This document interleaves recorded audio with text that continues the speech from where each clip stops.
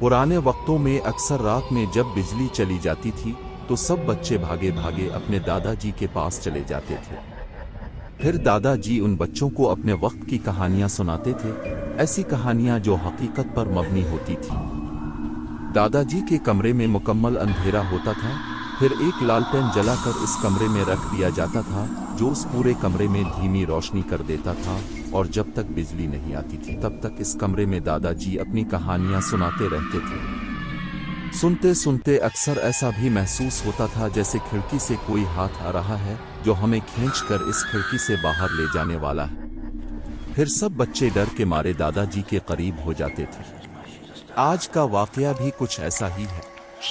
भेजने वाले बताते हैं कि यह वाकया उनके दादा के साथ पेश आया था, जिन्होंने अपनी जवानी में वो सब देखा था जो नाकाबिल यकीन था।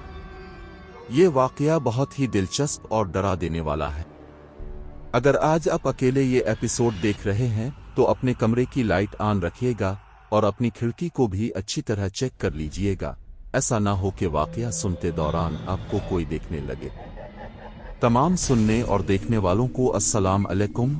मेरा नाम है रिजवान और आप सब देख रहे हैं हॉरर स्टोरीज 786। उम्मीद करता हूं कि आप सब ठीक होंगे और खैरियत से होंगे। अब सब जहां भी हों, अल्लाह ताला अब सबको हमेशा खुश और आबाद रखे, और जितने भी लोग बीमार हैं, मुश्किल में हैं, अल्लाह ताला उन सब के लिए आसानियां फरमाए। आप सब भी अपने वाकयात वीडियो के आखिर पर दिए गए नंबर पर शेयर करके हमारी एपिसोड का हिस्सा बन सकते हैं। वीडियो को शुरू से आखिर तक देखिएगा और सपोर्ट के लिए अपनी फैमिली और दोस्तों के साथ जरूर शेयर कीजिएगा। तो जल्दी से अपने आसपास हिसार बांध लें और आयतल कुर्सी पढ़ लें, क्योंकि हमारे बड़े कहते हैं कि जब इन मखलूकात का जिक्र होता है तो उन्हें पता चल जाता है कि इस जगह हमारा जिक्र किया जा रहा है। फिर ये बहुत दिलचस्पी से इस जगह के करीब आ जाती हैं और पूरी तवज्जो के साथ अपनी बातें सुनने लगती हैं। आज का वाकया हुज़ैफा के भाई ने इस्लामाबाद से भेजा है। आइए सुनते हैं उन्हीं की ज़बानी। अस्सलाम अलैकुम रिजवान, मेरा नाम हुज़ैफा है और मैं आपकी वीडियोस बहुत शौक से देखता हूँ। मैं काफ़ी अरसे से अपना वाकया आपके साथ शेयर करना चाहता था, लेकिन वक्त की कमी की वजह से नहीं कर पाता था। आज मुझे कुछ वक्त मिला तो सोचा कि अपना वाकया अब तक पहुँचा दूँ। मेरा ताल्लुक़ आज़ाद कश्मीर से है। मेरे ननियाल और दधियाल दोनों आज़ाद कश्मीर में हैं। आज से कई साल पहले जब मेरे वालिद साहब आला तालीम के लिए कश्मीर से बाहर निकले थे तो उन्हें तालीम मुकम्मल करते साथ ही इस्लामाबाद में एक अच्छी नौकरी मिल गई थी। कुछ अरसा नौकरी करने के बाद उनकी शादी हो गई, जिसके फौरन बाद वो मेरी वालिदा को भी इस्लामाबाद ले आए। इस तरह मेरी पैदाइश और परवरिश इस्लामाबाद में हुई। हम लोग साल में 2 बार कश्मीर जाते थे, जिसमें हमारा पहला चक्कर गर्मियों की छुट्टियों में जबकि दूसरा चक्कर सर्दियों में लग जाता था। मुझे शुरू से ही कश्मीर से खास लगाव था, और जब मुझे पता चलता था कि कुछ दिनों बाद हमने कश्मीर जाना है तो मुझे इतनी खुशी होती थी कि मेरे वो कुछ दिन भी बहुत अच्छे गुजर जाते थे। जब हम कश्मीर जाते थे तो वहाँ मेरे और कजन्स भी दादा के घर रहने आ जाते थे। दिन भर की खेल कूद के बाद हम रात होने का बेसब्री से इंतजार करते थे, क्योंकि जब रात में बिजली चली जाती थी तो हम सब दादा के कमरे में इकट्ठे हो जाते थे और दादा हमें डरावनी कहानियां सुनाते थे। ये एक बहुत खूबसूरत वक्त था जब हम सब लालटेन की रोशनी में अपने दादाजी से कहानियां सुना करते थे। एक बार मेरे दादा ने हमें अपनी जवानी का एक ऐसा वाकया सुनाया जिसको सुनकर हम काफी हैरान हुए। मेरे दादा बताते हैं कि एक बार मैं फजर की नमाज पढ़कर घर वापस लौट रहा था कि अचानक मुझे मेरा एक दोस्त नजर आया। उसने मुझे बताया कि उसे गांव से बाहर कुछ जरूरी काम है, इसलिए मुझे इसके साथ चलना होगा। मेरा दोस्त अब अकेला था, जिसके साथ कोई जाने वाला भी नहीं था, इसलिए मैंने इसके साथ चलने पर हामी भर ली। मैं फौरन घर गया और माँ जी को बताकर उसके साथ चल पड़ा। असल में हम किसी से मिलने जा रहे थे। जिससे मिलने जा रहे थे वो मेरे दोस्त के मामू थे, जो पिछले दिनों काफी बीमार थे, लेकिन खबर मिली थी कि अब वो सेहतयाब हो चुके। मेरे दोस्त के घर में बाग था जिसके फल मुकम्मल पक चुके थे। वो चाहता था कि ये फल भी उन तक पहुंचा दें और उनके साथ कुछ वक्त भी गुजार ले। तब गांव में ज्यादा गाड़ियों का रिवाज नहीं था और लोग पैदल सफर करना पसंद करते थे और अक्सर साथ वाले गांव जाने के लिए भी पैदल सफर किया जाता था जो कि पहाड़ के रास्ते से होता था। हमारा ये सफर भी पैदल था जो हमने फजर के बाद शुरू कर दिया था। रास्ते में आराम वगैरह करने के बाद हम दोपहर में अपनी मंजिल पर पहुंच गए। वहां पहुंचकर उनके साथ हमने पूरा दिन गुजारा और वो हमारे आने पर बहुत खुश हुए। उनको देखकर लग भी रहा था कि अब वो बीमारी में नहीं है, इसलिए हमें तसल्ली भी हो गई थी और मेरा दोस्त तो काफी खुश था क्योंकि हमने पूरा दिन भी उनके साथ गुजार लिया था और ताज़ा फल भी उन तक पहुंचा दिए थे। मगरिब होने को थी जब हमने उनसे इजाज़त तलब की तो उन्होंने रात रुकने पर काफ़ी मजबूर किया, लेकिन तब मेरे दोस्त ने उन्हें मेरा बताया कि ये अपनी माँ जी को रात का नहीं बता कर आया, अगर हम रात यहाँ रुक गए तो वो बहुत परेशान होंगी। इस पर मेरे दोस्त के मामों ने हमें ढेरों दुआएं देकर जाने की इजाज़त दे दी और साथ में ये भी कहा कि रात होने को है, ज़रा संभल कर जाना। हम वहाँ से निकले ही थे कि कुछ देर में मगरिब की अज़ानें शुरू हो गई। हमने रास्ते में नमाज पढ़ी और अपना ये सफ़र जारी किया। सफ़र करते करते हर तरफ अंधेरा हो चुका था और हम अपने कदम तेज़ बढ़ा रहे थे कि ऐसा ना हो कि हम आधी रात के वक्त घर पहुँचे। इस जंगल में हर तरफ रात की तारीकी छा चुकी थी और वहाँ जंगली जानवरों का तो बहुत ज़्यादा डर था क्योंकि इस इलाके में चीता आम पाया जाता था, इसलिए हमारी कोशिश थी कि कहीं भी आराम के लिए ना रुका जाए और जल्द अज जल्द घर पहुँचा जाए। हमें ये सफ़र करते हुए 2-3 घंटे गुजर चुके थे। हम तेज़ रफ्तार अपने घर की तरफ बढ़ रहे थे।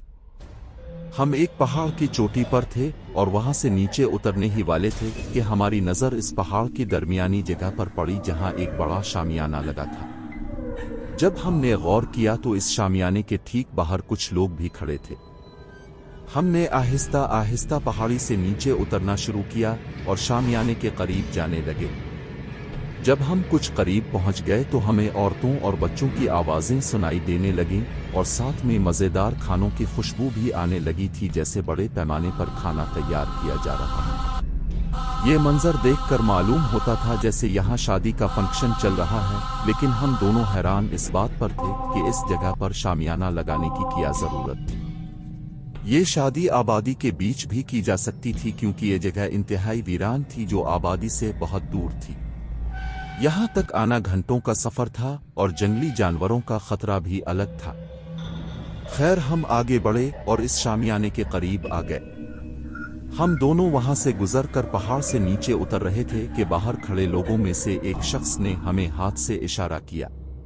वो एक ऐसा इशारा था जिसमें वो शख्स हमें अपने पास बुला रहा था। इसके बुलाने पर हम दोनों शामियाने की जानिब बढ़ने लगे। हमने सोचा था कि इस तरह हमें पता भी चल जाएगा कि ये लोग कौन से इलाके से आए हैं और कुछ देर आराम करने का मौका भी मिल जाएगा। हम इस शख्स के करीब पहुंचने ही वाले थे कि उसके साथ खड़े बाकी के लोग शामियाने के अंदर चले गए और जिस शख्स ने हमें इशारा किया था वो अपनी जगह पर ही ठहरा रहा। जब इस शख्स से हमारी मुलाकात हुई तो हमने इससे पूछा कि ये शामियाना किस चीज़ का लगा है, तो इस पर इस शख्स ने बताया कि आज इसके भांजे की शादी है जिस पर पूरे खानदान वालों को दावत दी गई। जब हमने इससे मालूम करना चाहा कि वो किस इलाके से आए हैं तो इस पर इस शख्स ने कोई जवाब नहीं दिया और खामोश रहा। वो शख्स मुख्तसर जवाब देने के बाद खामोश हो जाता था। हम दोनों काफ़ी थके हुए थे। इस शख्स ने हमें शामियाने के बाहर एक जगह पर बिठा दिया था जहां बैठकर हमें काफी सुकून मिल रहा था। शामियाने के अंदर जब हमारी नजर पड़ी तो वहां काफी रौनक थी जहां दूल्हा और दुल्हन को भी देखा जा सकता था। हमारा इरादा वहां कुछ देर आराम करने का था, जिसके बाद हमने फौरी अपना सफर जारी करना था। कुछ देर आराम करने के बाद हम वहां से निकलने ही वाले थे कि शामियाने के अंदर से एक और शख्स बाहर आया जिसने हमारे साथ खड़े शख्स से कहा कि खाना लगा दिया है, इनको अंदर ले आ। हम दोनों दोस्त खाना नहीं खाना चाहते थे। हमारा इरादा वहां से निकलने का था क्योंकि हमने वक्त पर घर पहुंचना था। अब वो लोग खाना लगा चुके थे, इसलिए हमने इनकार करना मुनासिब नहीं समझा। हमने सोचा था कि दो लुकमे लेकर उनसे इजाजत लेंगे और अपना सफर जारी करेंगे।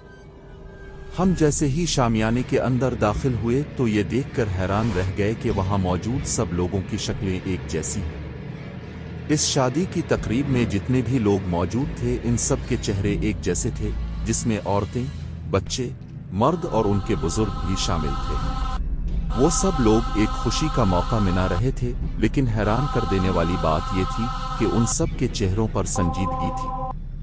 वहां एक बंदा भी ऐसा नहीं था जिसके चेहरे पर मुस्कुराहट हो।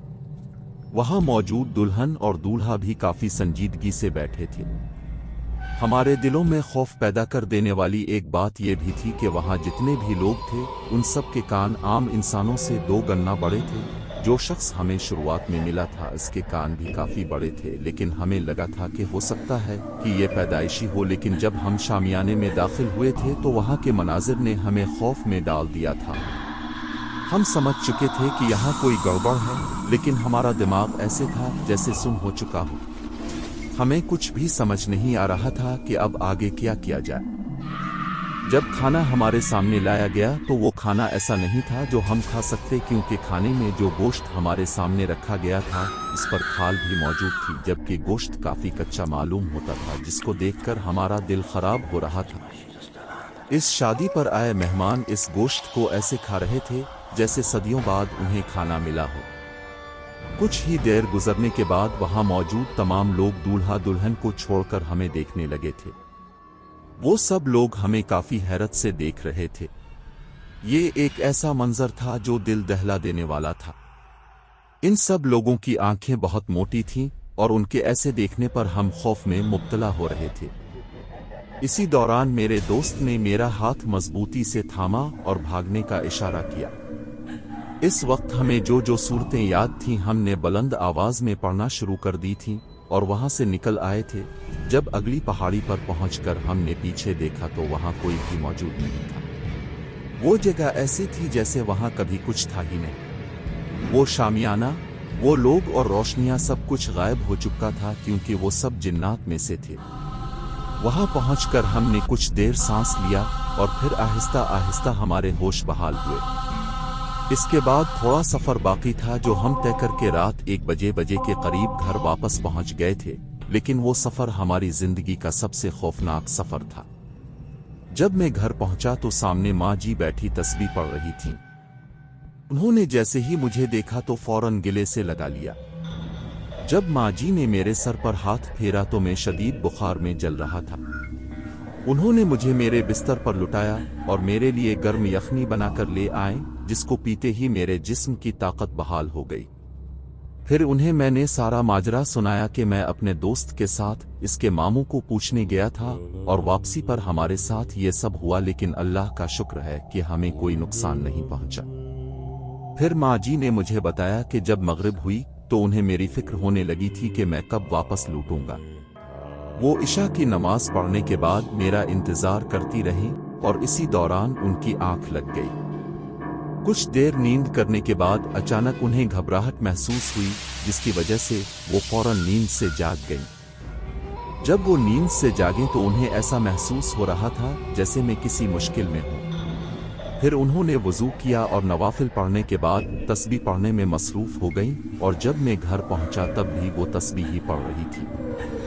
माँ जी ने मेरा वाकया सुनने के बाद बताया कि जिस शादी को तुम देख कर आए हो वो कोई आम शादी नहीं थी, वो जिन्नात की शादी थी। इस पर माँ जी ने मजीद बताया कि ये शादी तुम्हारे वालिद और चचा भी देख चुके हैं और हमारे खानदान के कई लोग ऐसे हैं जो जिन्नात की शादी को देखने का दावा करते हैं। माँ जी ने इस पर मजीद ये भी बताया कि इस कश्मीर के इलाके में आबादी कम और जंगलात ज्यादा हैं।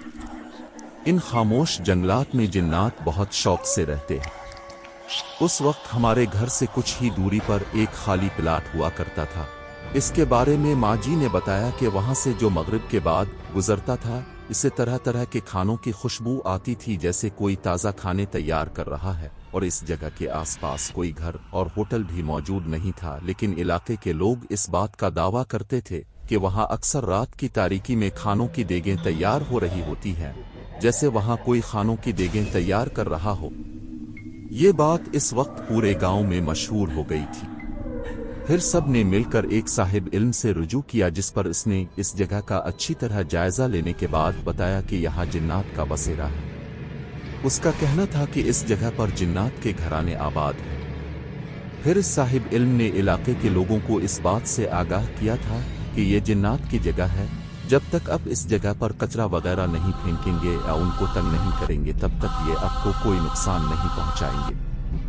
میرے دادا کی زندگی کے بہت واقعات ہیں۔ وقت کے ساتھ اب ہم بڑے ہو گئے ہیں۔ میرے وہ کزنز جو میرے ساتھ واقعات سنا کرتے تھے اب ان کی شادیاں ہو چکی ہیں اور کچھ تو ایسے ہیں جو اس وقت ملک سے بھی باہر ہیں۔ لیکن آج بھی جب میں کشمیر جاتا ہوں یا دادا اسلام آباد آتے ہیں تو میں اپنے دادا سے وہ بچپن والے واقعات پھر سے سنتا ہوں۔ اگر سامعین نے چاہا تو پھر کسی وقت اپنے دادا کا ایک اور واقعہ بھی اب تک پہنچاؤں گا، لیکن ابھی میں سننے والوں سے ایک چھوٹی سی گزارش کروں گا کہ سب میرے دادا کی صحت اور تندرستی کے لیے ضرور دعا کریں۔ وہ پچھلے دنوں کافی بیمار رہنے لگے تھے لیکن اب اللہ کے کرم سے بہتر ہیں۔ ان کو اپنی دعاؤں میں ضرور یاد رکھیے گا۔